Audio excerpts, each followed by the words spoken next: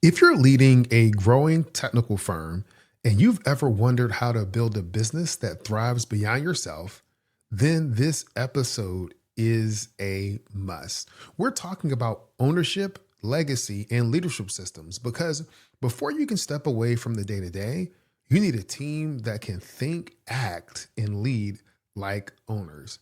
Today's guest is Matt Middendorp. He helps companies do exactly that through employee stock ownership plans. But even if an ESOP isn't on your radar or for you, the principles that we're going to discuss, like empowering people, aligning incentives, and protecting your culture, are essential to engineering a business that lasts. But before we jump into today's episode, I do want to provide a quick update. We're continuing to build out the Engineer Your Success Insiders, our private podcast that centers on one story, one insight, and one action that you can take to win at work and at home. There are about 6 episodes available right now, and we're going to be expanding that library over the coming weeks. Also, be on the lookout for a few upcoming solo episodes where I get back behind the microphone to share lessons that I've learned over the past year and to help prepare for 2026. So you'll hear more about that soon.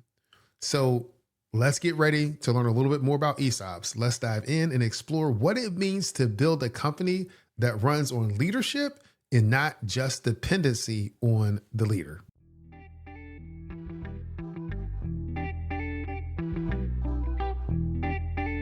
Success isn't just about what you achieve. It's about living a life that reflects your values and priorities. Welcome to Engineer Your Success, the podcast that helps you lead with intention and live fulfilled.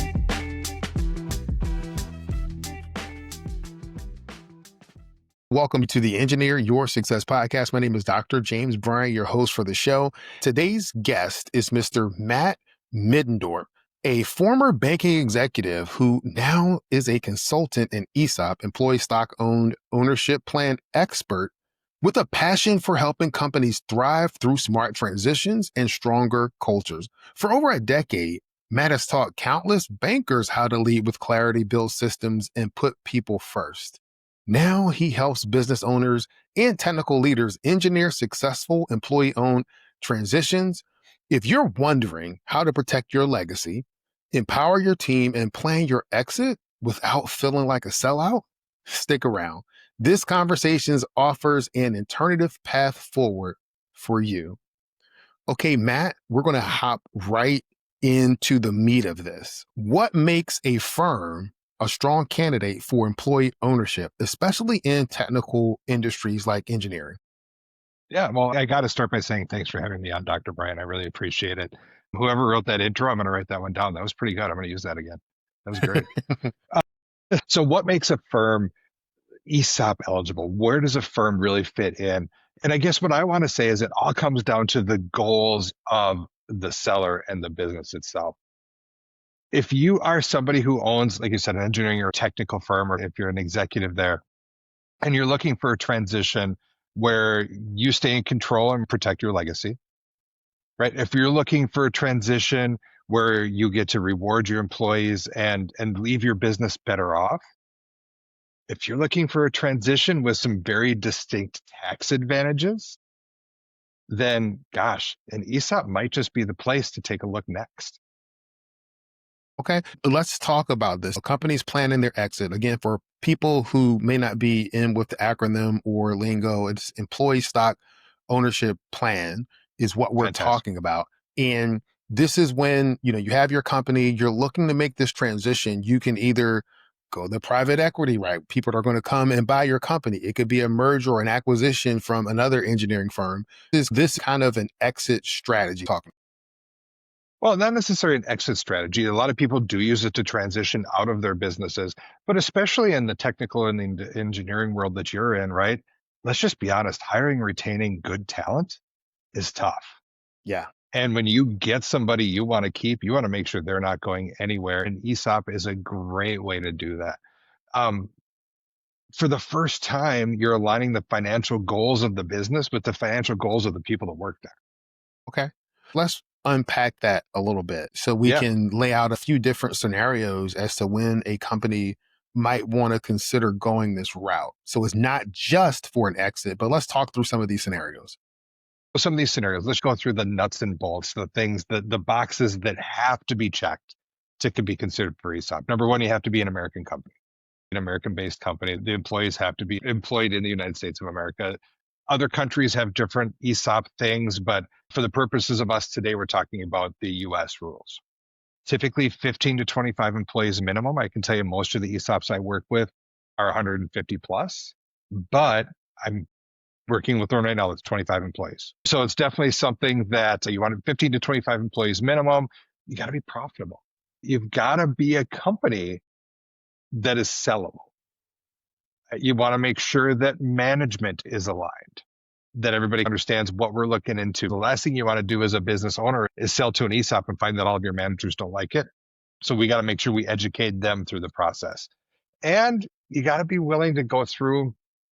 And honestly and truly, I guess one of the things I always want to talk about with ESOP is when you're hiring and retaining better talent, when you're leaving the business better off, you want to make sure that you're willing to educate your employees so they understand how they impact the business and help it be more successful on a day-to-day basis.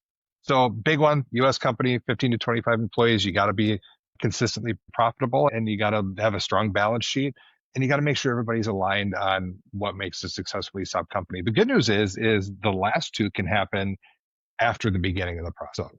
Yep. So what are some of the ESOP horror stories that you've come across? Okay, so horror stories. I mean, obviously being in this world, it happens. It happens in every M&A transaction regardless, right? So as much as I want to tell a story, let's just kind of talk about why an ESOP might not work. Some of the things that I see where ESOPs go wrong is the sellers themselves aren't properly educated. So they don't understand that it costs money to create an ESOP. Now, here's the truth. It costs money for any type of M&A transaction. ESOP is not more expensive than selling to private equity. It's actually cheaper, and you get the same or better after-tax return selling to an ESOP. So you're not sacrificing anything going this route. It costs money to create. It costs money to maintain. And the other thing is there's almost always a component of seller financing where you get paid over time in an ESOP transaction. So if you've built a business and you're looking to do this and walk away, I hate to break it to you, but that doesn't normally happen in PE transactions either anymore. With ESOP, there is that component of getting paid over time. Most of the time, if there's a horror story, it's because somebody doesn't understand those things up front and they go through a process and find out that the person they're working with is charging a crazy fee at the end. They don't do the education up front. The ESOP horror story is where the owner sells out and doesn't have the best interests of the company in mind and doesn't do their homework up front for their own educational purposes. My job is to create the most successful ESOPs in the country. That means the seller's getting paid, the company's better off, and the employees are building wealth they would have never had without it. Okay. So, As most of your initial experiences has been in the financial or banking industry, can you give some specific examples for engineering firms or design firms that you've kind of walked through this process with? yeah, I've actually seen it in a couple of different scenarios. Number one, through ESOPs that I personally helped to create in the engineering space. When I was in banking, I had a client, he was a machine shop.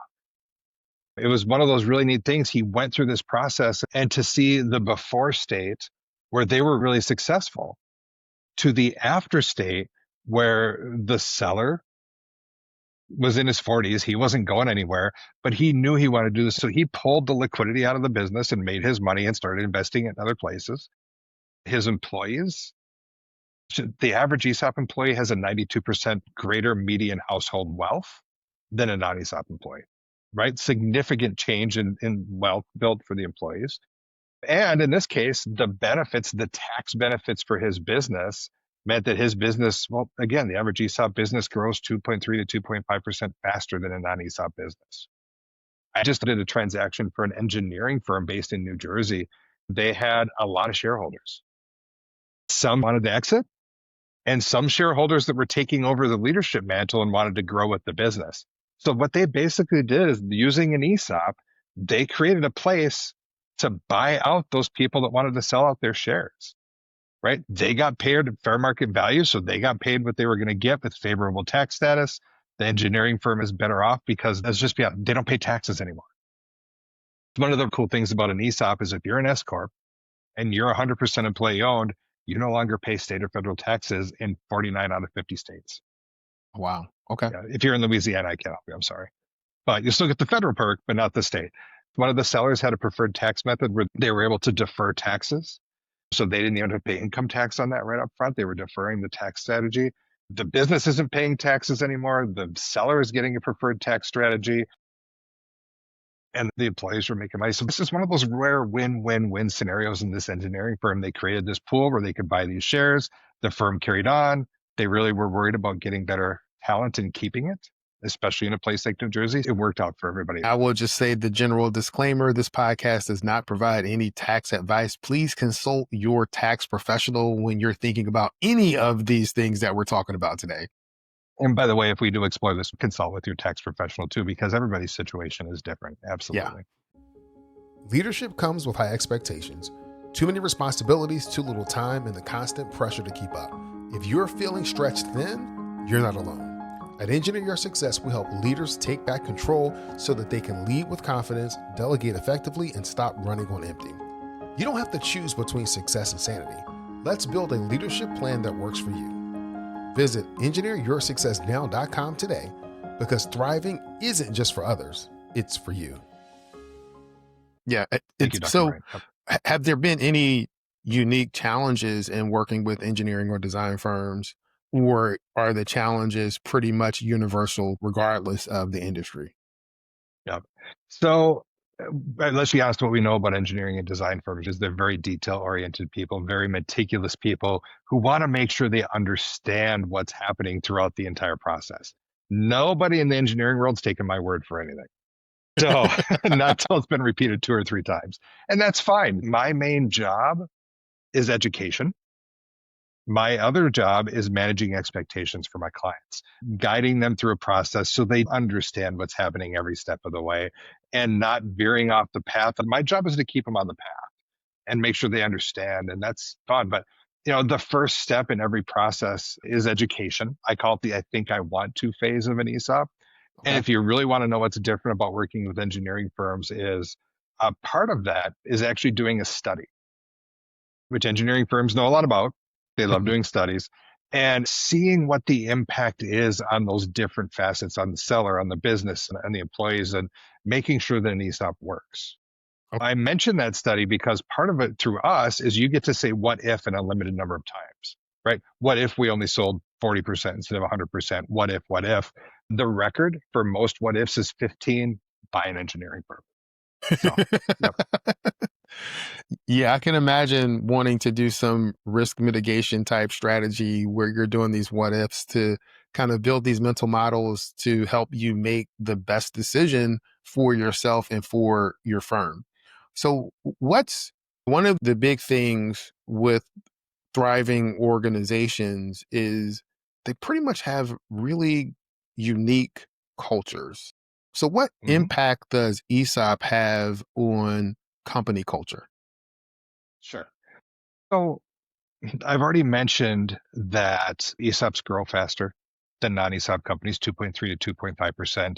They typically see a 4 to 5% bump in productivity that first year, right, after they become an ESOP, which produces an ROI about the same, about that 2.4 to 2.6% compared to pre-ESOP. So that comes from employees, right? That comes from the engagement of the team. That comes from hiring and retaining better talent. So how does that culture come to be? There's a couple of different things. Number one, a lot of successful ESOP companies are very proud of their ESOP. They're very proud that they're employee owned. So they carry that like it's a badge of honor, and they make sure that their teams are educated. What it is, how it affects them. They show them the value of their shares over time. I want to be clear. When I say value of their shares, they are beneficiary owners. So they don't directly own the company. The trust, the ESOP trust, owns the company. The seller sells the company to the ESOP trust, or the ESOP trust buys it from the seller. The day-to-day control of the company stays with the management, right? So that's really important to know. It's the only M&A process where you stay in control. So I mention that because that allows you to carry forth with the culture you've built and stack on top of it. A lot of ESOP companies already practice a level of open book, right? Now your employees need to know what things they do that impact the bottom line, right? Is it shrink, right? Right? There's a thousand different ways that it happens in engineering firms and in other firms too. How do they impact the bottom line from an efficiency, from a loss standpoint? Where do they impact the day to day? You got to make sure you're educating that. A lot of successful ESOP companies have an employee ownership committee built from inside the company of employees there that are passionate about the ESOP, who want to carry forward that education and carry forward that ESOP culture. Okay. So what are there's a couple of different angles that I think about now. One is for the company considering ESOP. We've talked about having an open book, being able Mhm. to communicate the value and communicating to employees. Is there any additional like leadership development that they need to deploy for their senior leaders or emerging leaders if they're considering moving in this direction? Well, we definitely want to make sure that those senior leaders understand it too, right? They understand it with the level of detail, because the last thing we want is to educate the employees and them to have questions and not have any place to go to get answers. So we need to make sure that senior leadership is on board, both from an internal buy-in standpoint. We need to make sure senior leadership's not going anywhere, that they're as excited about this as everybody else is. But we all know as leadership goes, the company goes. Right. Part of the process is making sure senior leadership is 100% educated on boards. Who needs to be thinking about doing this? Yep. Well, I guess here's what I would say is, if you are an engineering firm that has some shareholders who are nearing retirement and you don't want to have to go to the bank to pay them out, ESOP is a great path. If you are thinking about a transition up or out, ESOP is a great path. If you are struggling to hire and retain great employees, ESOP is a great path. Honestly, a lot of the clients I work for are people who love their team, want so desperately to make sure that they are taken care of, and they're just trying to solve a problem of, what do I do with my company so my community is taken care of, so the people that work for me are taken care of. Because what happens when you sell to private equity? The profits leave town. The employees, we all know within 3 years, things are going to change. If I had a dollar for every time somebody sold their firm to private equity, and then 2 years later was starting the exact same firm with employees they poached from the one they sold, I probably wouldn't even have to be on this podcast talking about ESOPs. It's a fact of life that happens all the time. So we want to make sure that if you're a company that's trying to think about what's next, you know ESOP is a great option. Okay. And are there any particular tips or suggestions, or maybe I'll frame it this way. If someone's thinking about going this route, what would be an action step that they can take this week? Sure. I would tell them the easiest thing that they can do is educate themselves, right? And there's a lot of different ways that you can do that. Obviously, there's a lot of information out there. The National Center for Employee Ownership has a lot of really great information. Uh, is it okay if I plug a website that can help them a little bit? Yeah. Go to esopready.com. esopready.com is a place where you can go and you can actually learn and read about ESOP. You can do an assessment there to get a sense of whether or not your company should continue to look at this. You can also schedule a time after you go through that assessment with me if you want to talk more. I want to stress my job is education, not to sell. So if you have questions, I love to talk through things. You probably want to find out what an ESOP is, right? You want to find out how it works, right? What's the process to become an ESOP? And you want to find out what the challenges of ESOP are, because I've already mentioned a few. It's not for everybody. If you want to get paid on day one, it's probably not the best option, right? But you can make more money than other routes over time.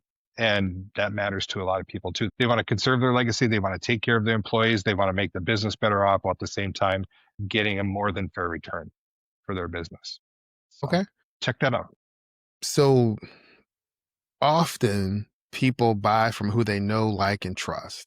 So can you spend just a micro moment telling the audience a little bit more about yourself? Sure.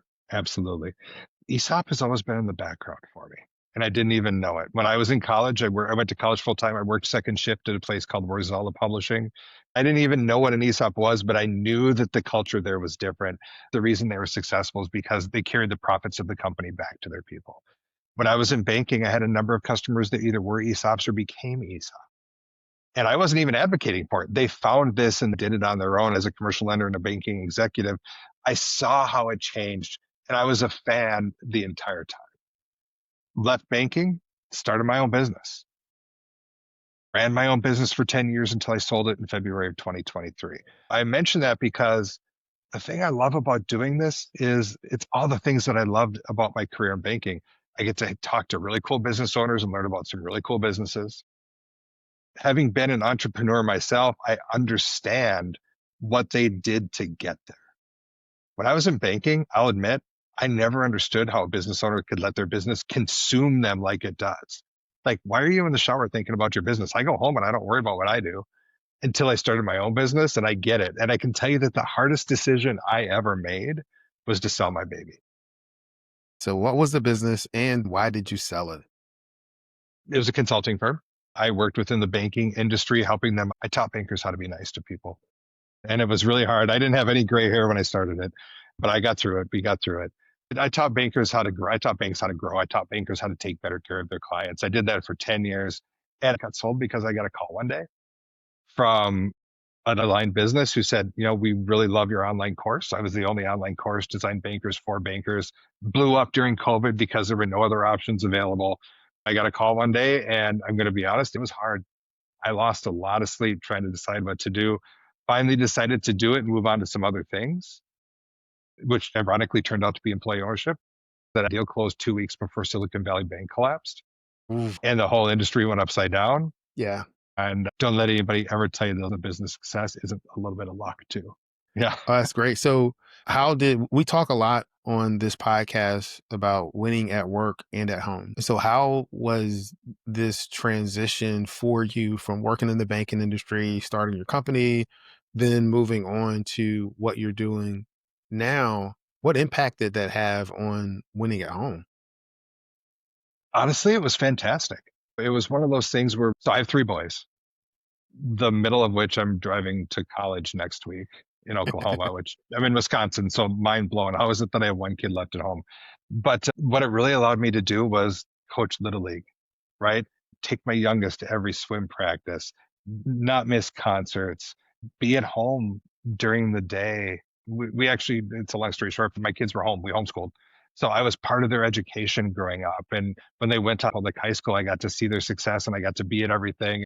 It's not always easy to do until you're making your own schedule, until you're in control of what's going on in your day to day. So when you talk about work-life balance, that was the biggest thing for me. I got to be there when I needed to be there for the people that mattered most to me. Yeah. No, I think that's awesome and amazing. Thank you for spending some time just allowing people to get to know the person of who you are.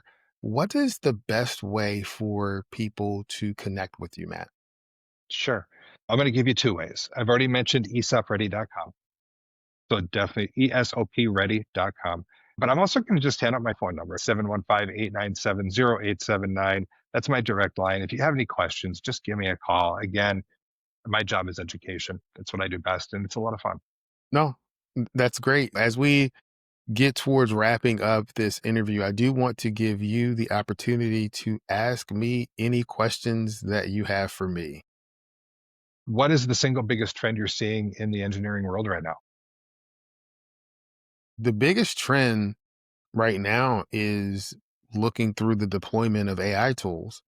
I mean, if you look at, there's been different artificial intelligence tools that have been part of the industry for many years, for machine learning, but now you have large language models and agents, people developing and deploying agents to help engineers and scientists look at highly technical issues. It's the deployment of AI as a supplemental tool to help them execute their work. It's fantastic. And I hope you don't mind me asking because engineering is one of the hottest spaces for ESOP. The truth is, if you're an engineering firm and you're not employee owned, you're probably behind a little bit. I talk to 2 or 3 engineering firms a week, and that's really great for me to know personally so I can take care of them better. That's what matters. Love it. All right. Well, we are going to wrap this up. Matt, thank you again for your time. And I'm going to end this podcast episode like I end every podcast episode, and that's this. Many people know what to do, fewer people know how to do it, and there's a select group of people that follow through, do it, and they're living the life of their dreams. Matt, I want to thank you for being part of that select few. No, thank you so much, Dr. Bryant. This was a lot of fun. Thank you for having me on.